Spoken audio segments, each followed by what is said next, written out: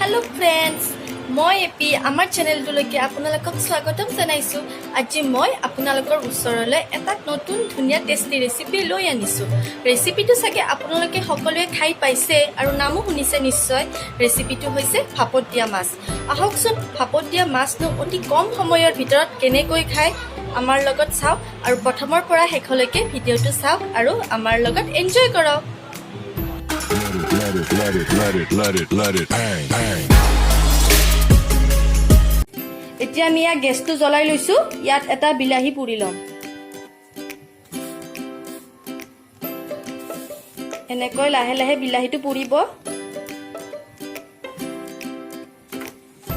আৰু লগতে শুকান জলকীয়াটো পুৰি লম। শুকান জলকীয়া এটাও পুৰি লম। এতিয়া আমি এই পুৰা বিলাহীখিনি আৰু শুকান জলকীয়াটো যে পুৰি লৈছিলো আমি এইখিনি ধুনীয়াকৈ পিটিকি লম।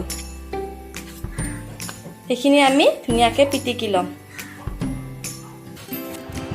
আমি ভাপত দিয়া মাছ বনাবৰ কাৰণে প্ৰথমে 4 পিস ৰৌ মাছ লৈছো এটা বাটিত।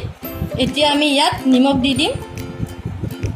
সোৱাদ অনুসৰি অলপমান দিলে হ'ল। এতিয়া এইখিনি আমি 4 পিস সানি লম ধুনীয়াকৈ।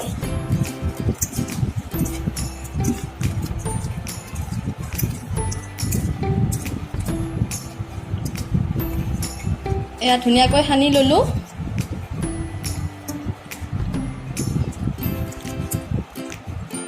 এতিয়া ইয়াত অলপমান ধনিয়া গুড়ি দিম আৰু নহৰু কেইপিছমান দি দিছো সৰু সৰু কুটি। সৰু সৰুকৈ কুটি দিছো। আপোনালোকে ইচ্ছা কৰিলে বটিও দিব পাৰে। এতিয়া পিয়াজ দি দিম। সৰু সৰুকৈ কুটি দিছো।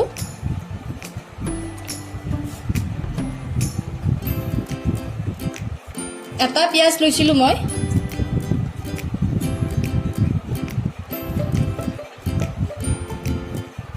এতিয়া ইয়াত অলপমান মান ধনিয়া দি দিছো। আমি এইখিনি সকলো সানি ললো।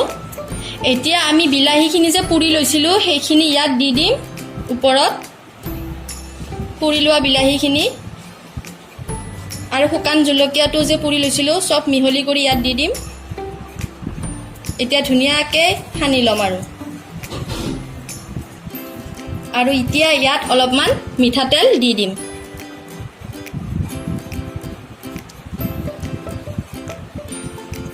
এতিয়া ধুনীয়াকৈ সব সানি ল'ম আমি। আপোনালোকে যদি ইচ্ছা কৰে জলকীয়াও দি ল'ব পাৰে। মই জলকীয়া দিয়া নাই কাৰণ মই বেছি জলকীয়া নাখাওঁ। আপোনালোকে ইচ্ছা অনুসৰি জলকীয়াও দি দিব পাৰে। এতিয়া আমি এইখিনি কুকাৰত হ'ব দিম।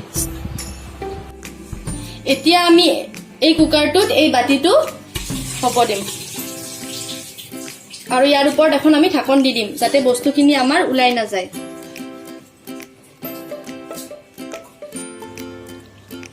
এয়া চাওক অতি কম সময়ৰ ভিতৰতে আমাৰ ভাপত দিয়া মাছ ৰেডি হৈ গ'ল।